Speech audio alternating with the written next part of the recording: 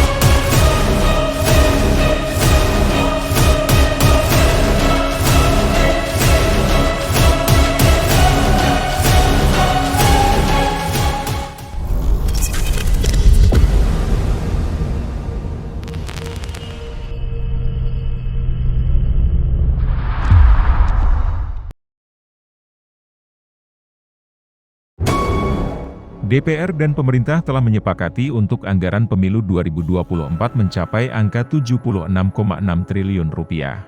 Meski demikian, hingga saat ini, jumlah dana cair yang ada barulah hanya 2 triliun rupiah. Perihal dana untuk pemilu 2024 ini juga turut disorot Rocky Gerung dalam channel YouTube Rocky Gerung Official. Bersama jurnalis senior Hersubeno Arif, Rocky sempat berujar apakah pemilu ini jadi ataukah tidak. Pemilu ini jadi apa enggak? Nah, kalau KPU sendiri merasa bahwa kok ragu-ragu nih, pemerintah kami kan cuma pelaksana tuh. Apa yang diragukan? Timbul lagi dugaan yang lebih berat dari dugaan terhadap kasus di tembak-menembak polisi itu. Artinya ada tembak-menembak di antara para politisi yang berupaya untuk cari semacam celah supaya ada kepastian ini mau jadi apa enggak. Nah, di dalam proses ini tembak-menembak politisi ini biasanya tembak-menembak kursi nih, atau tembak-menembak upeti. Nah, ini sebetulnya jadi acuan kita dalam membaca politik Indonesia. Apalagi Ibu Mega kemarin dengan nada yang betul-betul mencemaskan, Indonesia bisa masuk di dalam jebakan seperti Sri Lanka. Ini Ibu Mega sendiri yang bilang nih. Hati-hati ya kalau udah ngomong ini, lalu dengan Pak Luhut bisa jadi masalah itu. Balik ke fokus ke KPU-nya nih. Kan nggak enak kalau Bu Mega yang dituduh oleh Pak Luhut nanti. Sebagai gila. Ibu Mega menganggap bahwa ada kecemasan karena situasi politik dunia, situasi ekonomi. Jadi semua orang berpikir bahwa sangat mungkin pemilu ini juga ditunda. Tapi itu kan kalkulasi. Yang bukan kalkulasi adalah fakta bahwa anggaran pemilu itu nggak diturunkan pemerintah. Sebagai informasi, anggaran pemilu menuju 2024 akan diberikan dalam perbedaan waktu pada tahun 2022, 2023 hingga 2024. Rinciannya adalah untuk 2022 sebesar Rp8.061.085.734.000 atau 10,52%.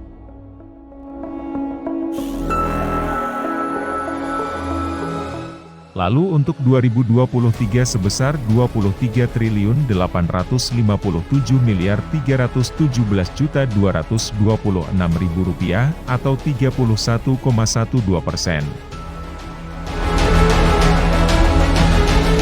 Kemudian untuk anggaran terbesar yaitu untuk 2024 sebesar Rp44.709.909.334.000 atau 58,36%. Ada sesuatu yang hendak diucapkan pemerintah, tapi dia nggak mau berterus terang, yaitu brankas kita kosong sebetulnya.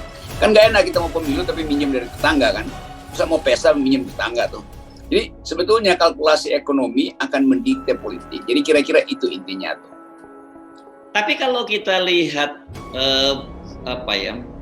desain politik di belakang itu, wacana penundaan pemilu dan sebagainya, saya kira nanti justru mereka malah mendapatkan justifikasi loh, Bung Rocky, dengan alasan kan mereka dulu menggunakan justifikasi itu bahwa negara kita baru pulih dari pandemi, jadi biarkan pemilu bisa mengganggu itu, termasuk masalah anggaran. Jadi buat mereka yang ingin menunda pemilu ini jadi blessing in disguise gitu.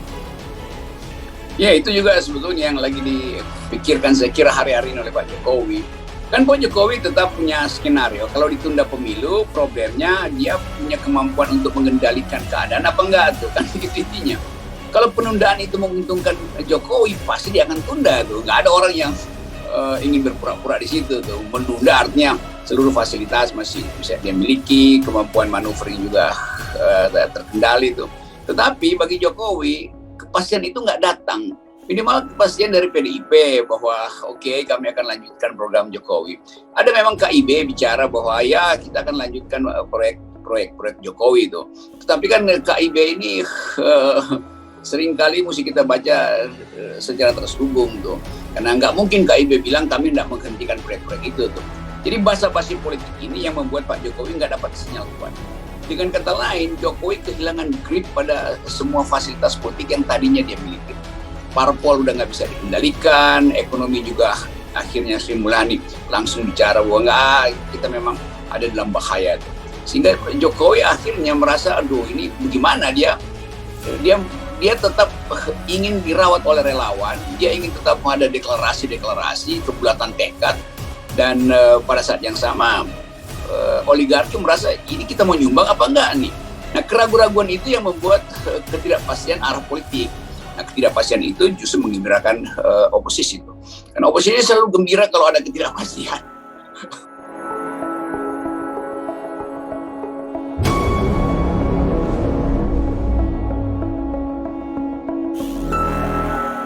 Ya kan logika orang-orang yang ingin memperpanjang periode itu begitu otomatis kampanye pemilu ditunda karena dengan alasan tidak ada biaya, kan Pak Jokowi itu otomatis diperpanjang.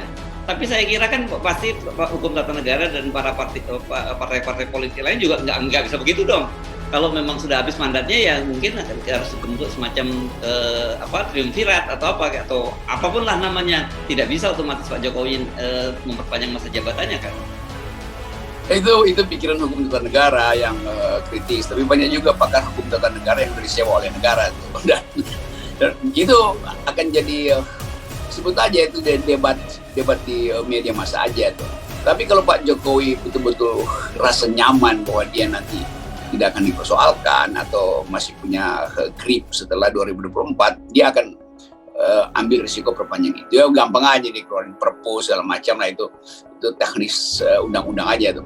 Tapi yang real adalah kalau tadi ekonomi itu kan nggak ada yang bisa prediksi nih.